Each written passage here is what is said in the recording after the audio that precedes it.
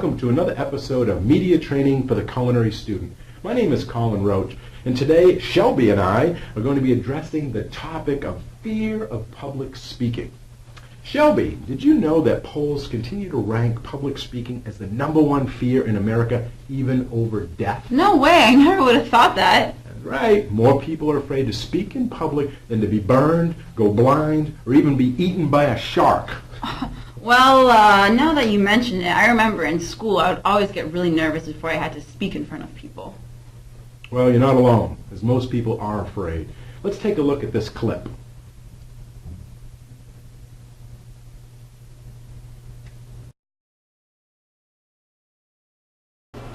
My name is Stacy. Today I'm going to be making a cake. Cakes are really fun to make and they're really easy too. First, what I'm going to do is measure out the water.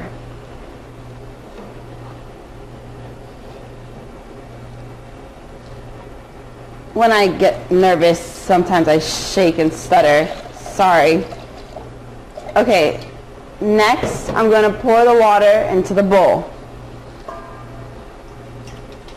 Once I have my water in the bowl, I'm going to add my flour. I don't have any flour. I can't do this. I'm sorry. I'm really nervous. Thank you.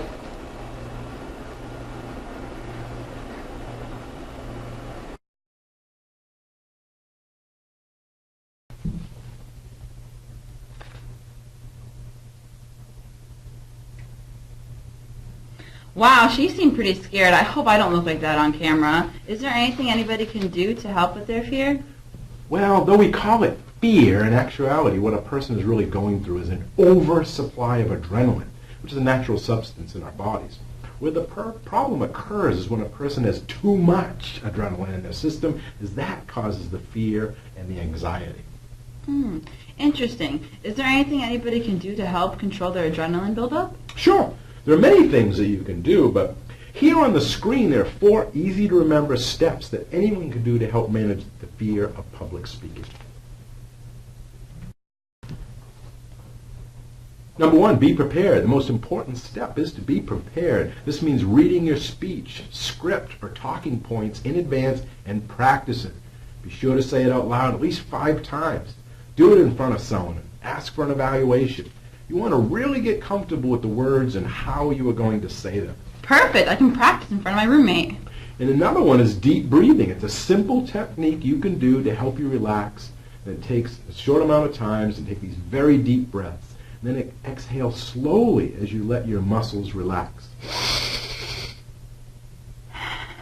Like this? Exactly. Just like that. You can also do some minor exercises to help with your nerves. For example, just before you begin, rotate your arms or do some jumping jacks or even speed walk in a hallway somewhere in order to get some of that adrenaline out. Great tips. Thank you. I'm definitely going to try those next time. Another one is don't announce your anxiety. Don't tell your audience that you're nervous before you go on to present or you get on camera. It only draws attention to it. And in reality, no matter how nervous you are, you're most likely the only person who notices it. Wow. In actuality, talk to yourself to calm yourself down. Tell yourself all is well, that you will do great, which brings me to my next point.